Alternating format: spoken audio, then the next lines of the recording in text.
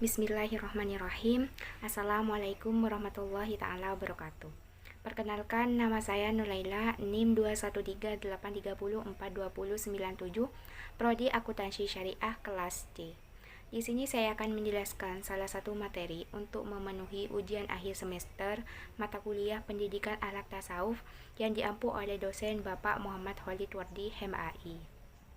Di sini saya akan menjelaskan salah satu materi tentang peran tasawuf dalam kehidupan masyarakat modern.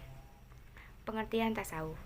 Memahami dan menjelaskan pengertian tasawuf merupakan hal yang amat sulit dan sedemikian luas dan besarnya sesuatu yang disebut tasawuf itu.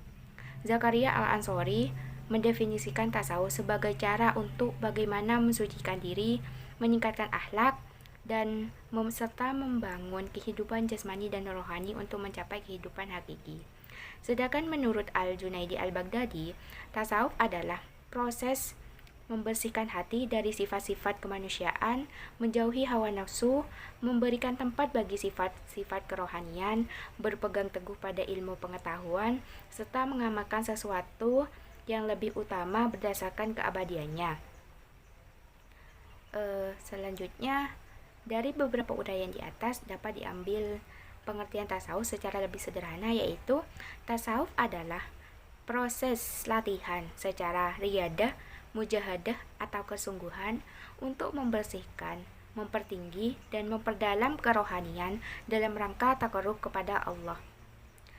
Tujuan tasawuf. Tasawuf sepenuhnya adalah disiplin ilmu yang berdasarkan ajaran Islam yang bertujuan untuk membentuk watak dan pribadi muslim untuk menempuh insan kamil, di mana seseorang mengharuskan melaksanakan sejumlah tugas, peraturan, kewajiban, dan keharusan lain. Perhatian terhadap pentingnya tasawuf kini telah muncul kembali.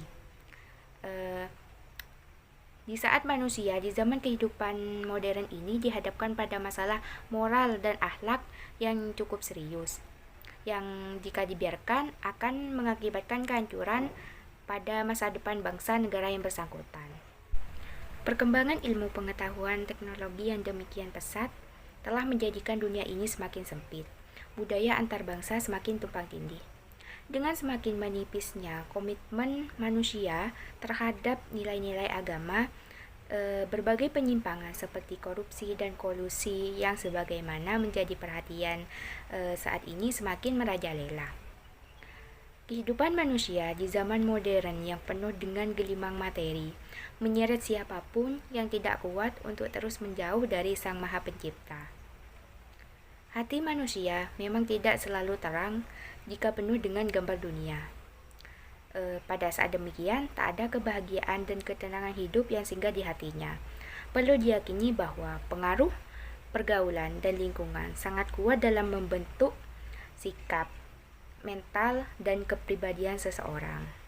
Oleh sebab itu, dalam menjalani hidup, hendaknya jangan berteman dengan orang-orang mati, yaitu orang-orang yang rakus akan dunia, orang-orang yang buta mata hatinya, tidak mampu mendengar kebenaran, tidak mampu melihat kebenaran, tuli telinganya, tidak mampu mendengar jeritan orang-orang yang berada di bawah garis kemiskinan.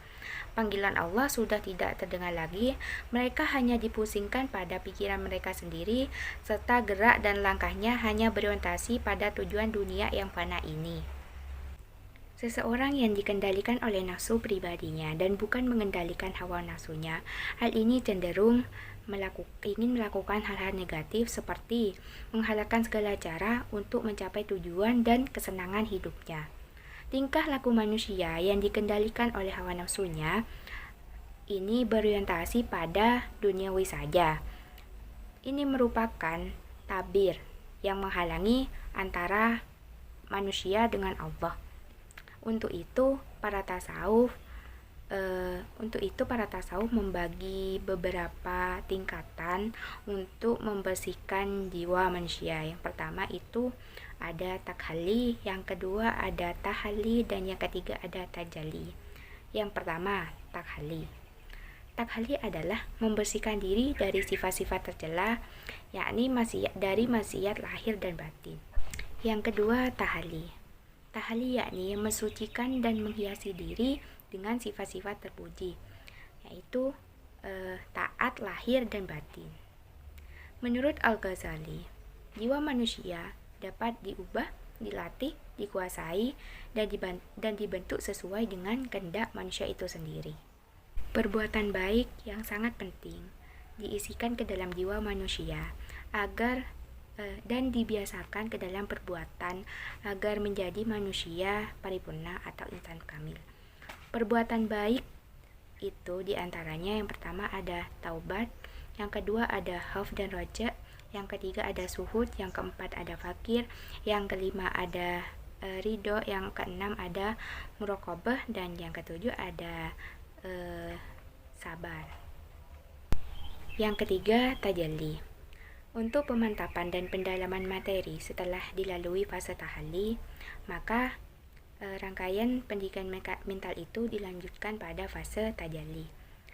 Tajalli diartikan sebagai terungkapnya nur gaib untuk hati. Demikianlah yang dapat saya sampaikan. Semoga bermanfaat. Terima kasih. Wassalamualaikum warahmatullahi taala wabarakatuh.